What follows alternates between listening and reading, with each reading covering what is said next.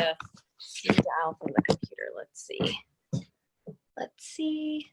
Show my face. Start video. There she is. There we go. How are you, Greta? I'm good. How are you? Oh, so I guess people have been saying Happy Friday, and it's like, well, it doesn't apply the same, does it? You mean just because everybody's schedule is different than normal with the corona? Right. Yeah. But anyway, Greta, thank you so much for your time. I appreciate, you taking time out of your busy schedule. Yeah, of course. So, you have such an amazing career, and I want to talk to you about so much stuff, finishing off Vampire Weekend and going back. But first of all, let me start, just by asking you, how are you doing? How's your family in Illinois, if that's where they are? How's everybody in your circle doing? Thanks for asking. My family, fortunately, is healthy and well.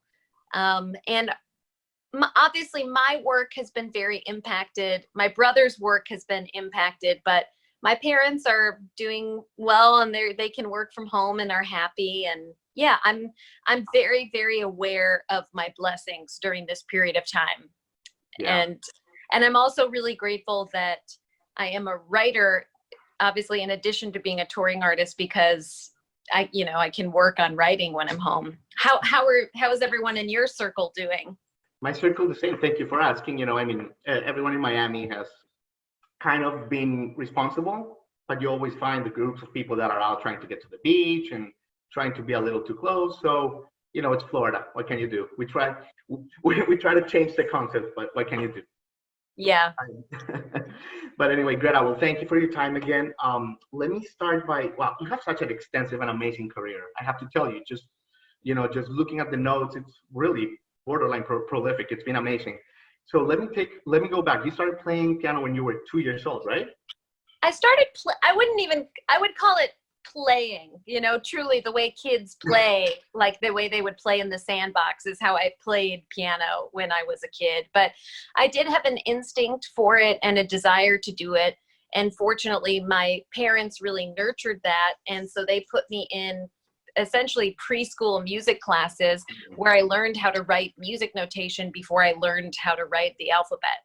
So I started kind of notating songs as a very young kid. And fortunately, my parents always nurtured that in me. And then I'm grateful that they did. Absolutely. Do you come from an artistic family? My mom is really artistic. My mom is a painter and also plays classical piano. And my dad loves art. He loves theater. He loves museums. He loves traveling. But he's kind of tone deaf.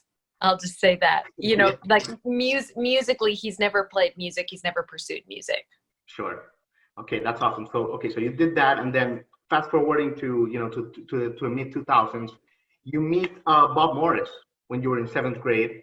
And then you start the Hush Sound, of course, which is a fantastic band. How did you meet Bob? I think he was 3 years older than you. How did you guys meet? I think we met, I might have been a little bit older than that. I was probably in high school, but we met through one of my neighbors. I had this neighbor who had he was being raised by a single father, and it just seemed like his dad was always out of town. It was one of those houses where he constantly was having parties. He was having bonfires, and it was like the first time I saw beer cans being opened. And I think I met Bob at one of those parties, and the guys were always playing music. And at the time, I really wanted to be a music journalist because I had just seen Almost Famous, and I got that grand idea, like many, 12-year-olds who had that idea at the time. Tiny dancer. Yeah, totally. So I was always just kind of witnessing the guys jam in the basement, play music, and I kind of felt like an outsider. It didn't occur to me at that time that the piano pieces and the songs I had been writing could one day be part of a band. I always just imagined that I would write songs for myself for fun, and that I would go on and have some other kind of career. But Bob heard my songs and really liked them, and at a certain point wanted to start this kind of collaborative band. So we started the Hush Sound in my mom's basement, the way many teenage bands started. And we began playing VFW halls and playing just local places, church basements, VFW halls, community event, you name it. And we had this miraculous streak of beginner's luck, which was that we were signed very early when I was 15. I did finish high school at this very strict Catholic college prep school that I attended, but I started touring when I was about, I think we went to play our first CMJ when I was about 15, which is pretty wild to be touring at that age. Absolutely. But yeah, so it was a great experience. I'm really grateful for that experience. So it was a lot of like fast paced at the beginning. Is that why the debut album is called So Sudden? Yeah. Okay. Yeah, the band, it came together so quickly, and we never talked about having aspirations beyond just making music kind of for ourselves and our friends.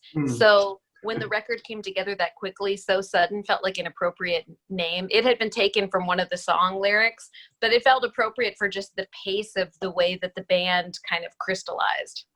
That's amazing, Greta. And then your second album, Like Vines, I distinctly remember being in college, at Grey's Anatomy heyday, and seeing commercials. And I do remember that song as I was reviewing your work in some of the commercials. So basically, you blew up with that second album. How did that feel to have your commercials with Grey's Anatomy and with House and with a bunch of other stuff, just like on TV? Well, that was an interesting time because it was kind of the bridge between when album sales actually generated revenue for bands and when we've entered this new streaming era where it sort of feels like if you make any money from streaming, it's a miracle. So I remember at the time feeling a little bit of that old school fear that was the thought, like, am I selling out? If I have my song in Grey's Anatomy, is that really cheesy? Or like, if I sell my song to this commercial, is that really cheesy?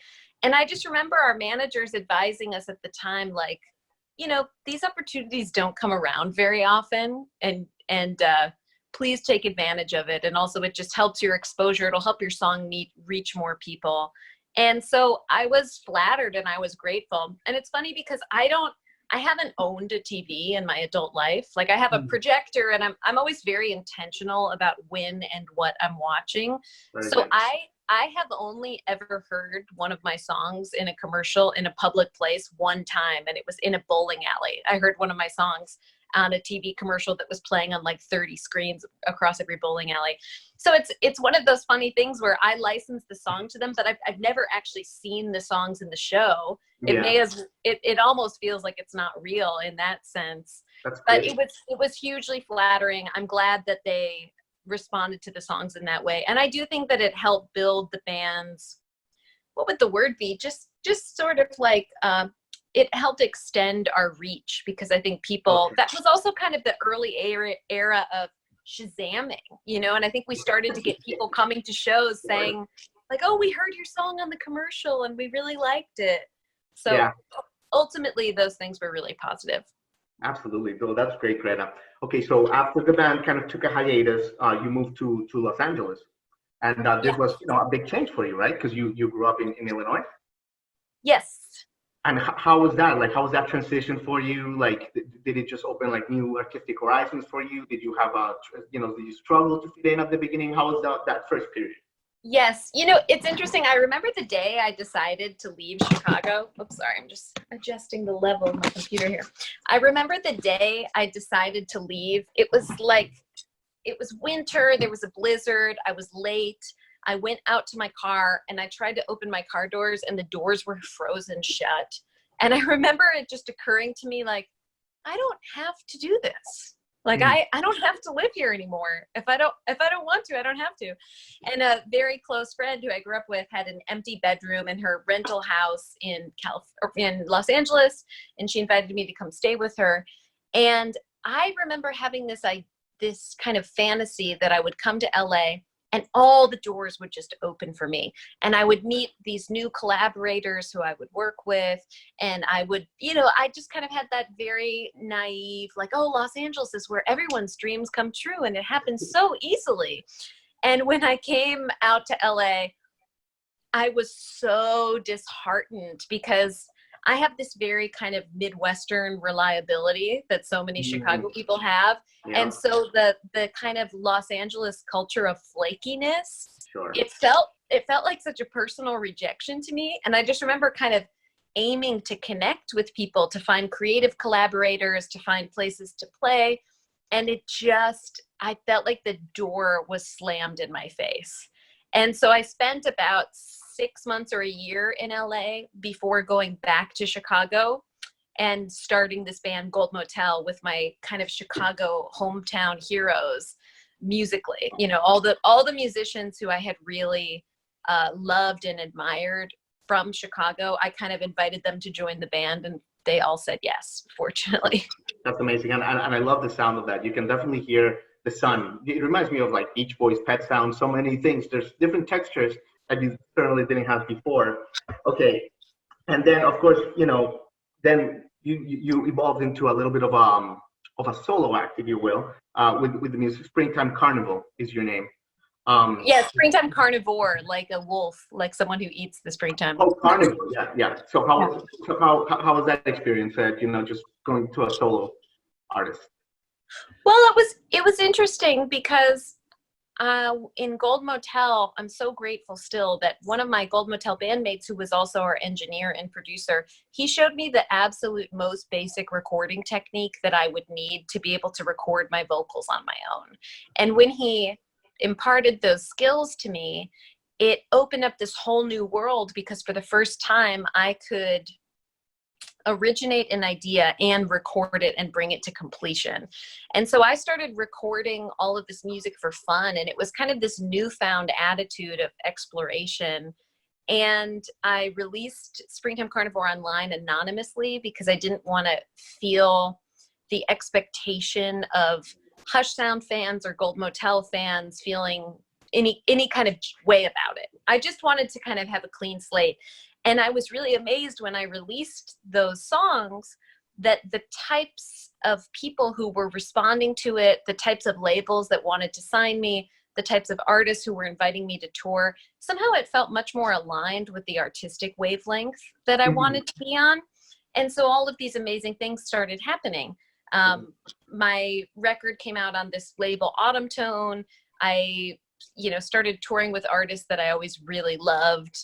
Many true heroes from childhood. Like I opened for the Zombies, as Springtime Carnivore.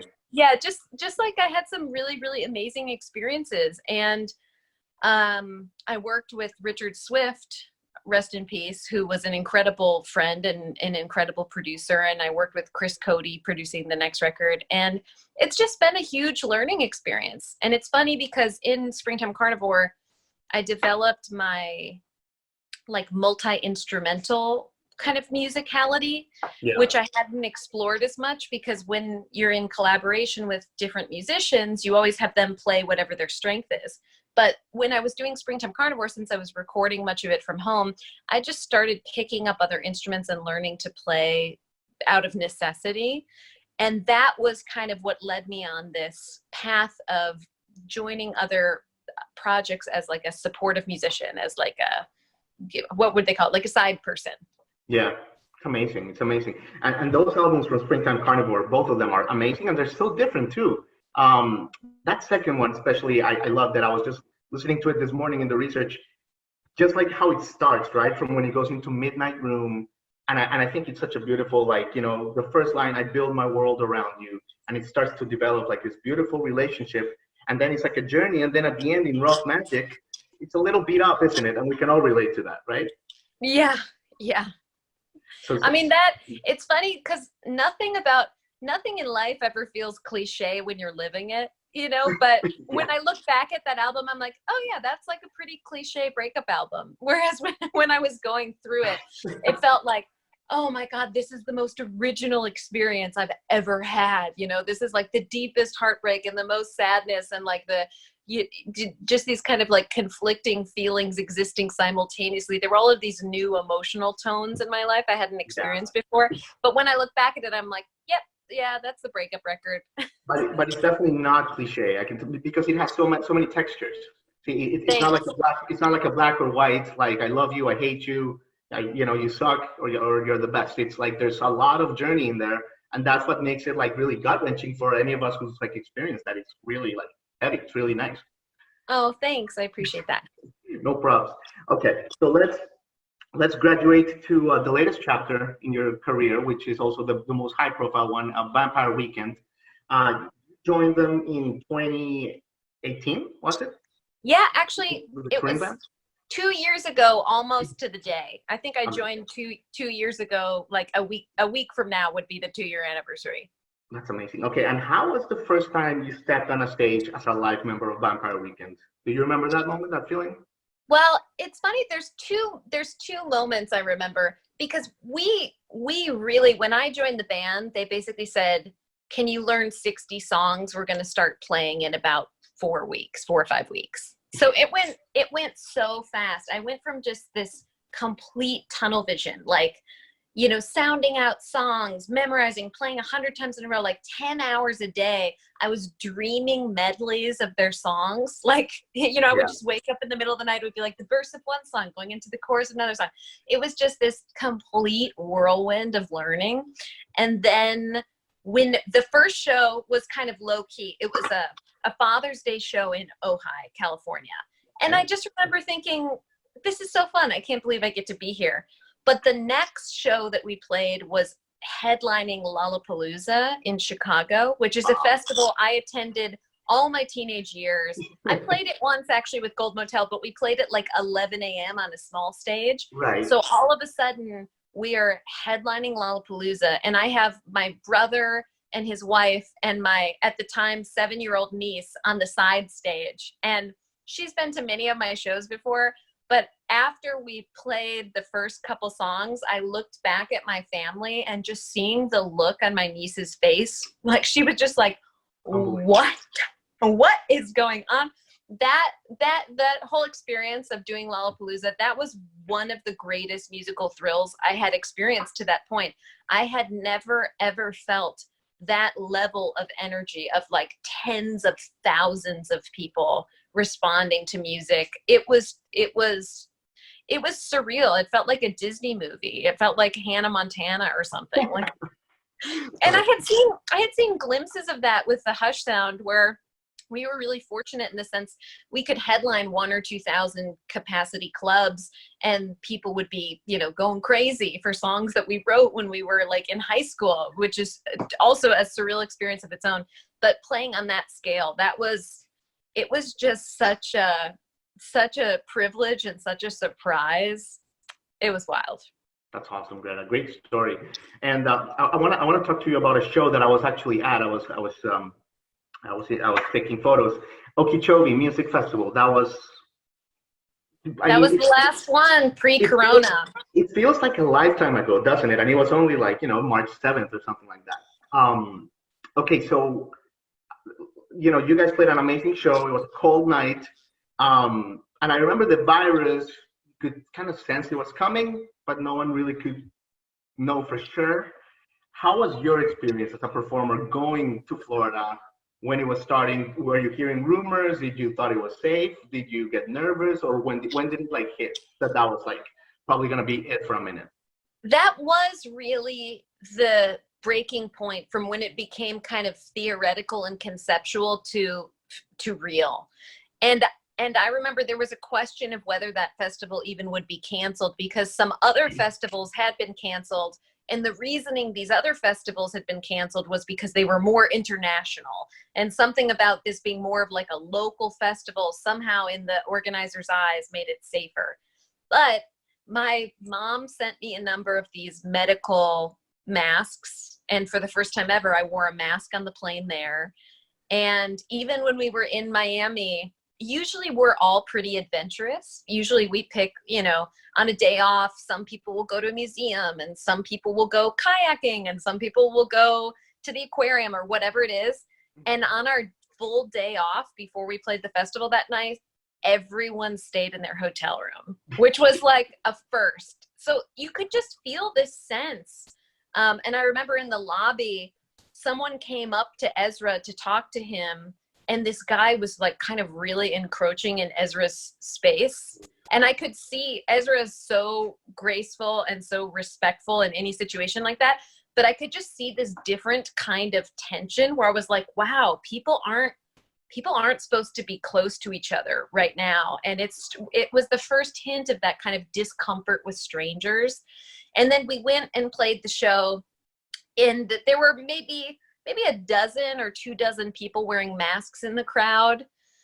But it was, it's really bittersweet. On the way to the show, we were riding in a bus on the way to the show because it was 2 hours from where we were staying at our hotel in Miami. And the news was on in the background, and it was kind of these first reports of like, all right, it's come from overseas and now America has to deal with it as well. And the band was joking as we went on stage. Like, everyone was kind of joking, saying like, well, guys, it's been so fun working with you. Oh, no. All right, love you guys. It's been so fun playing with you, and see you down the line. And I remember at the time thinking, well, no way, this is not our last show. I was just like, no way. Well, this will be a couple, 2 or 3 months. We'll take a break and then we'll reunite. Yeah. And it just, after that, when we returned, which was March 7th or 8th, it was like every single day, the scope became exponentially more serious, as you know. Yeah. And it became clear that our year was drastically going to change. It was wild. I mean, that was a wild period of time. I got sick, which I'll never know if it was the bug or just a bug, but basically I had vertigo for a week, and then I had a fever for like 5 days after that. And then after I broke through this truly, truly psychedelic fever, unlike anything I have ever experienced, once the fever finally ran its course and was gone, then the vertigo also went away. But it was just like a surreal science fiction feeling, and I never get sick. I mean, I hate to say that, knock on wood, I've been traveling the majority of my adult life since I was like 16, and I never get the flu. I don't get flu shots because I don't ever get the flu. So yeah, it was surreal. And it's, I'm grateful that the band was able to do what we did to this point. We played so many of the huge highlight shows. We played MSG, we played Red Rocks, we played the Hollywood Bowl. We released the album and did all the TV shows and all of those kind of really big, like, career stepping stone kind of things. I'm grateful we got to do those, but I honestly was so much more looking forward to what we had this year, which was like all the smaller markets. I had just read the David Byrne book, Bicycle Diaries, and I like bought a folding bike, and I was so excited to be in these small cities, Burlington, Vermont, and Bend, Oregon, and Lewistown, New York, and New Hampshire, and just like, that was the kind of stuff that I honestly was more excited about, like these cities where you can play a show, have a big event, but at the same time, you're basically in nature the moment you leave your hotel room. True. So, like everyone, it's like, I'm so aware of my privilege. I'm so grateful to be safe and healthy. And then at the same time, I'm like mourning what we won't get to do this year. I know it's human, it's human, even though we're blessed and all that, but like, yeah, there's still plans and you still look forward to things. So it's still a little disappointing. I get that. Yeah. Well, that's awesome, Greta. I mean, you've been so generous with your time, and like, wow, it just flew by. I could talk to you for days, but yeah, this has been super awesome. I thank you for the time you gave me. I wish you continued positive vibes with all this process, and I'm sure you'll be on the road soon and better than ever, kicking butt with all your projects. Thank you so much. And speaking of generous, thank you so much for making that donation. That is truly, I really appreciate that. That's so nice. Thank you for bringing that. Why don't you just quickly tell why ACLU is such an important thing to you, and what you think people should how they can help. Yeah, well, I've supported the ACLU for a long time in the sense that I give a percentage of all my online courses that I've made to them. So I make online piano courses and songwriting courses that are just like work at your own pace kind of video material. And I just think, particularly, not to get too political, but particularly in this modern moment of this presidential regime, civil liberties are being threatened more than ever. And I just think the ACLU they have the organization and the skills and the track record, and I trust them. And I follow the work that they're doing, and I just feel like it's an important place to give money right now, if it's possible. That'd be great. I mean, perfectly said, Greta. Thank you so much. Enjoy your weekend and continued success. Thank you. Yeah, you too. Have a great day. Okay, bye, Jaime. Bye, Greta.